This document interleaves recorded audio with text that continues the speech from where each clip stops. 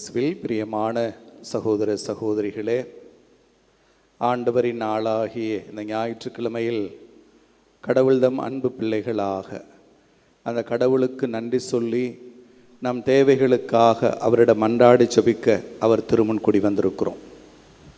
புனித அகஸ்தினா சொல்லுவார், we are Sunday Christians என்று. ஞாயிற்றுக்கிழமை தோறும் கடவுளுடைய திருப்பெயரால் ஒன்று கூடி கிறிஸ்துவின் இறப்பு உயிர்ப்பை தியானித்து அவர் உயிர்ப்பை கொண்டாடி மகிழக்கூடிய ஈஸ்டர் கிறிஸ்தவர்கள் நாங்கள் என்று சொல்லுவார். பிரியமான சகோதர சகோதரிகளே, அப்படித்தான் திரு அவை காலந்தோறும் ஞாயிறு திருப்பலிக்கு போவது என்பதை ஓர் அவசியமான கிறிஸ்தவ கடமையாக நமக்கு சொல்லிக் கொடுத்திருக்கிறது. ஆகவே தான் கூடி வந்திருக்கிறோம். ஞாயிற்றுக்கிழமை குறித்து எசையா இறைவாக்கினரும் ஆண்டவரின் நாள் என்று சொல்லுகிற போது எசையா இறைவாக்கு நூல் 58ஆம் அதிகாரம் 13வது இறைவாக்கில் சொல்லுவார், ஓய்வு நாள் மகிழ்ச்சியின் நாள் என்றும் ஆண்டவரின் மேன்மைமிகு புனித நாள் எனவும் சொல்லி அதற்கு மதிப்பு கொடு என்று. ஆக இது மகிழ்ச்சியின் நாள்.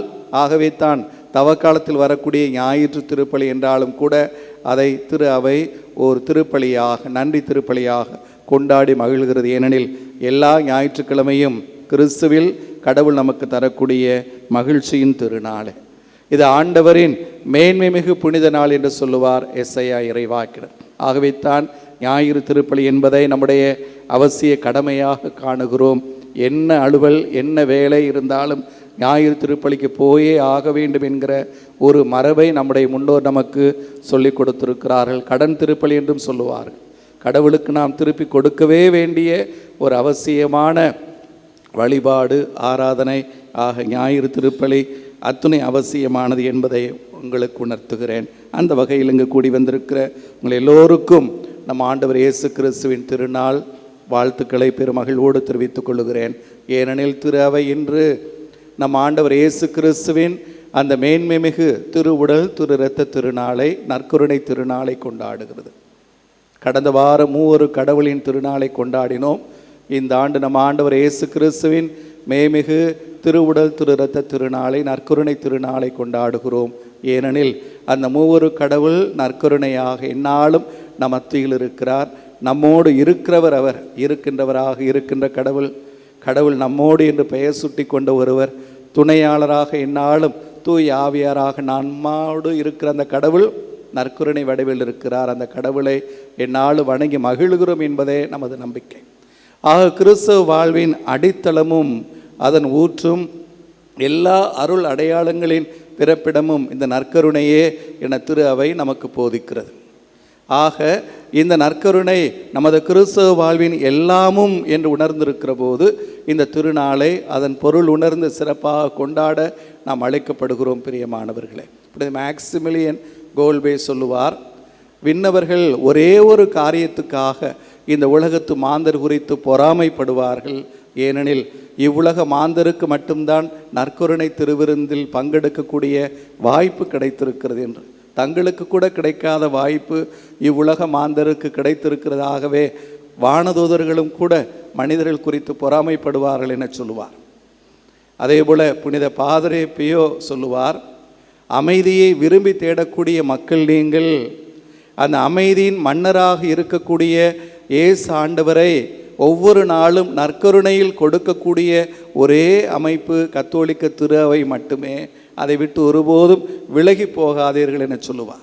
ஆகவே தான் நான் சொல்லுவேன், திரு அவையின் மிகப்பெரிய சொத்து இந்த நற்கருணையே. ஆக பிரிவினை சகோதர சகோதரிகளோ பெந்தகோ சபையினரோ ஏற்கவில்லை என்றாலும் கத்தோலிக்க கிறிஸ்தவ மக்கள் நமது கிறிஸ்தவத்தின் மிக அடிப்படையான நம்பிக்கையாக கொண்டிருப்பது இந்த நற்கருணை, ஆண்டவரில் நாம் கொண்டிருக்கக்கூடிய நம்பிக்கையே. ஆக பிரியமான சகோதர சகோதரிகளே, இந்த நற்கருணை நமது வாழ்வின் எல்லாவுமாக அமைந்திருக்கிறது என்று பார்க்கிற போது நான் வழக்கமாக சொல்வதுண்டு, மனிதர்கள் நமக்கு கடவுள் கொடுத்து போன 2 மிகப்பெரிய கொடைகள், தம்முடைய இறப்புக்கு முன்னால் இயேசு கொடுத்த 2 பெரும் கொடைகள், ஒன்று நற்கருணை, இன்னொன்று அன்னை மரியா என்று. ஆக இந்த உலகு வாழ்வதற்காக நானே வாழ்வதரும் உணவு என்று சொல்லி நம்மையே நாம் அந்த கடவுளில் எந்நாளும் காணும் பொருட்டு தமது உடலை நமக்கு உணவாக, தம் இரத்தத்தை நமக்கு குடிக்க பானமாக கொடுத்தவர் நம் ஆண்டவர் இயேசு என்பதை அறிந்திருக்கிறோம். அன்று மன்னாவை அந்த மக்களுக்கு கொடுத்த போது, நான் உங்களுக்கு உணவளிக்கிறேன் என்று சொன்ன கடவுள் கிறிஸ்துவில் நானே உங்கள் உணவாகி போனேன் என்று சொன்னார். நானே வாழ்வு தரும் உணவு என்று சொன்னார். ஆக நமது வாழ்வாகி போன கிறிஸ்து என்னும் அந்த உணவை கொண்டாடி மகிழக்கூடிய பிள்ளைகளாக இந்த புனிதமிக்க நாளில் அன்னையின் திருத்தலத்தில் நாம் கூடி வந்திருக்கிறோம். பிரியமானவர்களே, இந்த நற்கருணை நமக்கு 3 காரியங்களை எப்போதுமே அவசியமாக உணர்த்தும் என நான் உணர்ந்திருக்கிறேன். ஒன்று, கடவுள் எந்நாளும் நம்மோடு இருக்கிறார். அது அருளும் வல்லமையுள்ள பிரசன்னம் என்பதற்கான நிலைத்த அடையாளம் இந்த நற்கருணையே என்று நாம் உணர வேண்டும். விடுதலை பயண நூல் 13ஆம் அதிகாரம் 21, 22 இறைவார்த்தைகளில் வாசிக்கிறோம். கடவுள் செங்கடலை அந்த மக்கள் கடந்த போதும், பாலை நிலத்தில் 40 ஆண்டு காலமாக அவர்கள் நடந்து பயணித்த போதும் கடவுள் எங்கிருந்தார் என்று சொல்லக்கூடிய இறைவார்த்தை பகுதி சொல்லும். ஆண்டவர் பகலில் அவர்களை வழிநடத்த மேகத்தூணிலும் இரவில் ஒளிகாட்டு நெருப்பு தூணிலும் இருந்தார். பகலிலும் இரவிலும் அவர்கள் பயணம் செய்வதற்காக அவர் அவர்கள் முன் சென்று கொண்டிருந்தார். பகலில் மேகத்தூணும் இரவில் நெருப்பு தூணும் மக்களை விட்டு அகலவே இல்லை என்று. பகலில் அந்த கதிரவனின் வெம்மையிலிருந்து தனது மக்களை காக்க அந்த கடவுள் மேகத்தூணாக இருந்தார். இரவில் அந்த பாலைவன இருளில் அவர்களுக்கு ஒளிகாட்ட அந்த கடவுள் தாமே நெருப்பு தூணாக மாறிப்போனார். மேகத்தூண் மறைந்து போகவில்லை, அந்த ஒளித்தூணும் மறைந்து போகவில்லை. தன் மக்களோடு என்றும் இருந்த, தன் மக்களோடு எந்நாளும் வழி நடந்த கடவுளாகவே அவர் இருந்தார் என்று விவிலியம் சொல்லும். அதைத்தான் பின்னொரு நாளில் எபிரேயருக்கு எழுதப்பட்ட திருமுகத்தின் ஆசிரியர் 13ஆம் அதிகாரம் 5வது இறைவார்த்தையில் மேற்கோள் காட்டி சொல்லுவார், நான் ஒருபோதும் உன்னை கைவிட மாட்டேன், உன்னை விட்டு விலகவும் மாட்டேன். ஆக அந்த கடவுள் நம்மை ஒருபோதும் கைவிடுவதில்லை, நம்மை விட்டு ஒருபோதும் விலகிச் செல்வதில்லை என்பதை நமக்கு உணர்த்தக்கூடிய அருளின் அடையாளம் இந்த நற்கருணை. ஆக அந்த மேகத்தூண் அந்த நெருப்பு தூண் மறைந்து போனது. பின்னர் அந்த சந்திப்பு கூடாரம் கூட இல்லாமற் போனது. அவர்கள் உடன்படிக்கையின் பேழையில் வைத்து காத்த அந்த கடவுள் தந்த மோசே கொடுத்த 10 கட்டளைகள் அடங்கிய 2 கற்பனைகளை உள்ளடக்கிய அந்த பேழையும் கூட காலப்போக்கில் பொருளிழந்து போனது. ஆனால் எல்லா காலத்திற்கும் இந்த உலகில் கடைசி மனிதன் வாழக்கூடிய அந்த காலம் வரை எல்லா காலத்திற்கும் கடவுளது பிரசன்னத்தை, உயிருள்ள பிரசன்னத்தை, ஆற்றலும் வல்லமையுள்ள பிரசன்னத்தை, நம்மை விட்டு ஒருபோதும் விலகி போகாத பிரசன்னத்தை உணர்த்தும் மாபெரும் அடையாளமாக இந்த நற்கருணையே எந்நாளும் நின்றிருக்கும். பிரியமானவர்களே, ஆகவேத்தான் சொன்னேன், அந்த கடவுள் எந்நாளும் நம்மோடு இருக்கிறார், நம் ஆற்றலாக வல்லமையாக இருக்கிறார் என்பதை நமக்கு உணர்த்தக்கூடியது இந்த நற்கருணை என்று. அதே போல் அந்த கடவுள் நம் மீது கொண்டிருக்கிற அந்த மாறாத பேரன்புக்கான சான்று எந்நாளும் இந்த நற்கருணை என்பதை நாம் உணர வேண்டும். எரேமியா இறைவாக்கு நூல் 31ஆம் அதிகாரம் 3வது இறைவார்த்தையில் தன் மக்கள் மீது தான் கொண்டிருக்கிற அன்பு எத்தகையது என்பதை கடவுள் சொல்வதாக எரேமியா சொல்லுவார், உனக்கு நான் முடிவில்லா அன்பு காட்டினேன்.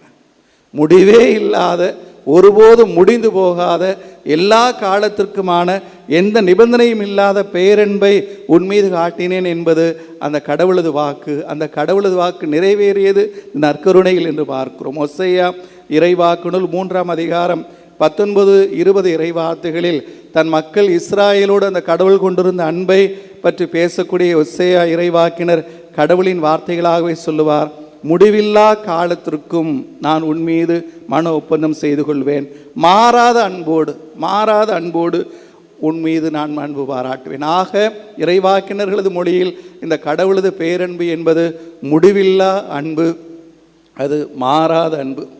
மனிதர்களை பார்க்கிறோம், எல்லா நிபந்தனைகளுக்கும் உட்பட்டு, பல நூறு வரையறைகளுக்கு உட்பட்டு, காலையிலிருந்து மாலையில் காணாமற் போகிற அன்புக்கு மத்தியில் அந்த கடவுள் நம்மீது கொண்டிருக்கிற அன்போ முடிவில்லா பேரன்பு, அது மாறாத பேரன்பு என்று நாம் உணர்ந்திருக்கிறோமாக.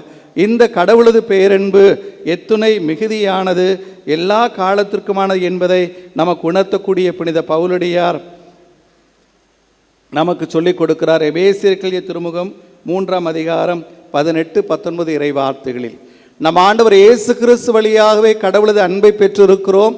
நம் ஆண்டவர் இயேசு கிறிஸ்துவிலேயே அந்த கடவுளது அன்பை ஒவ்வொரு நாளும் அனுபவித்து வருகிறோம்.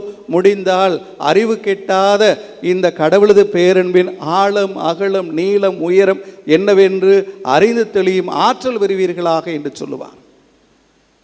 இந்த கடவுள் அமைது பாராட்டக்கூடிய பேரன்பின் ஆழம், அகலம், நீளம், உயரம் என்னவென்று அறிய இயலாது. ஆனால் அறிவு கெட்டாத இந்த இறை பேரன்பின் அந்த ஆட்சியை உணரும் பேறு பெறுவீர்களாக. அதுவே கடவுள் உங்களுக்கு கொடுக்கக்கூடிய ஆசையாக இருக்கட்டும் என்று சொல்லுவார் புனித பவுலடியார். ஒவ்வொரு நாளும் அந்த கடவுளது அன்பில் வளருகிறோம், அன்பால் வாழுகிறோம். அந்த கடவுளது பேரன்பு எத்துணை மிகுதியானது என்கிற ஆச்சரியமே, வியப்பே நமக்குள் இருக்கிறது பிரியமானவர்களே. ஆக அந்த கடவுளது அன்பை பெறுகிறோம், கடவுளது இரக்கமிகு பேரன்பை பெறுகிறோம். அந்த கடவுளது இரக்கமிகு பேரன்பை நம்ம எந்நாளும் காக்கிறது என்று உணர்கிற போது அந்த கடவுளது இரக்கமிகு பேரன்புக்கான ஓர் அடையாளமாக இருக்கக்கூடிய நற்கருணைக்கு முன்னால் நாம் அண்டியிட்டு வணங்கி நிற்கிறோம் பிரியமானவர்களே. மூன்றாவது, இந்த நற்கருணை ஒரு புதிய வாழ்வுக்கு எந்நாளும் நமக்கு அழைப்பு விடுக்கிறது. யோவான் நற்செய்தி 13ஆம் அதிகாரம் 34வது இறைவார்த்தையில் வாசிக்கிறோம், ஒருவர் மற்றவரிடம் அன்பு செலுத்துங்கள் என்னும் புதிய கட்டளையை நான் உங்களுக்கு கொடுக்கிறேன். நான் உங்களிடம் அன்பு செலுத்தியது போல் நீங்களும் ஒருவர் மற்றவரிடம் அன்பு செலுத்துங்கள். நீங்கள் ஒருவர் மற்றவருக்கு செலுத்தும் அன்பிலிருந்து நீங்கள் என் சீடர்கள் என்பதை எல்லாரும் அறிந்து கொள்வார்கள். கிறிஸ்தவ வாழ்வு என்பது ஒரு அறநெறி தத்துவம். கிறிஸ்தவ வாழ்வு என்பது ஒரு அறநெறி பாதை. அது ஒரு புதிய பாதை, அது ஒரு மாற்று பாதை. அது அடிப்படையில் அன்பின் பாதை, அது பகிர்வின் பாதை, பகிர்தலின் பாதை, அது தியாகத்தின் பாதை.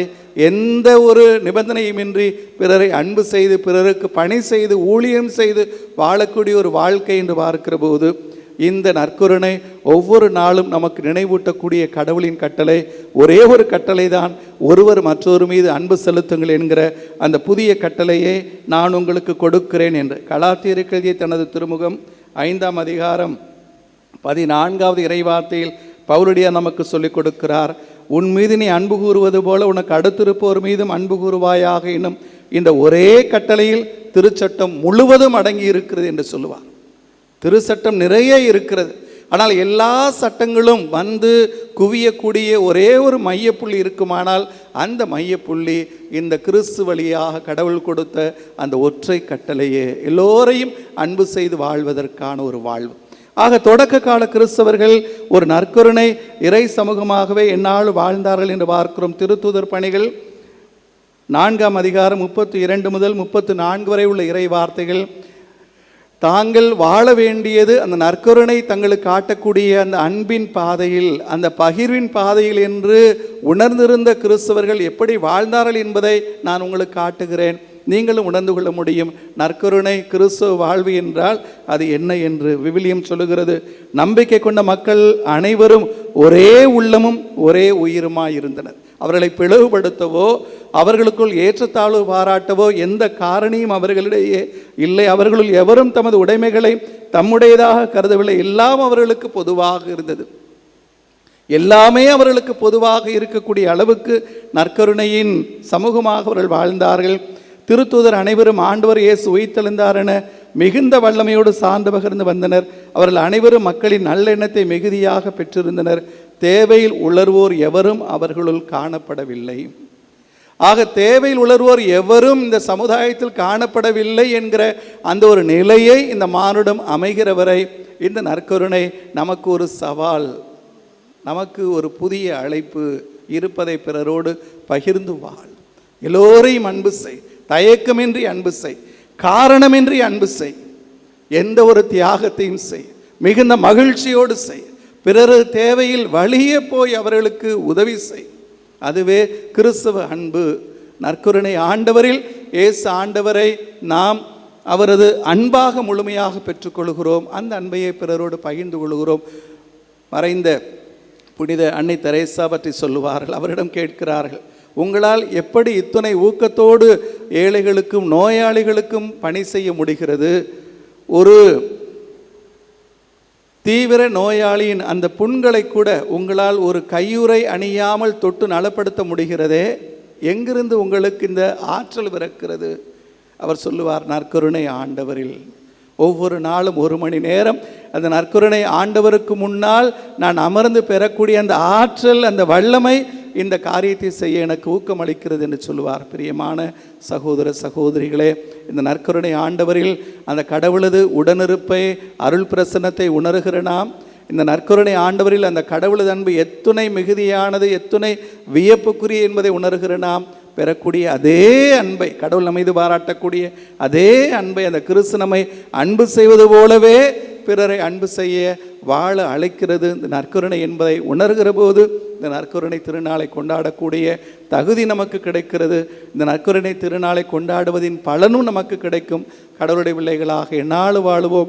நற்கருணை திருவிருந்தில் அந்த ஆண்டவர் தாமே உங்களை எந்நாளும் வளர்த்தெடுக்கட்டும். ஆமென். எழுந்து நிற்போம். நம்முடைய கிறிஸ்தவ நம்பிக்கையை அறிக்கையிடுவோம்.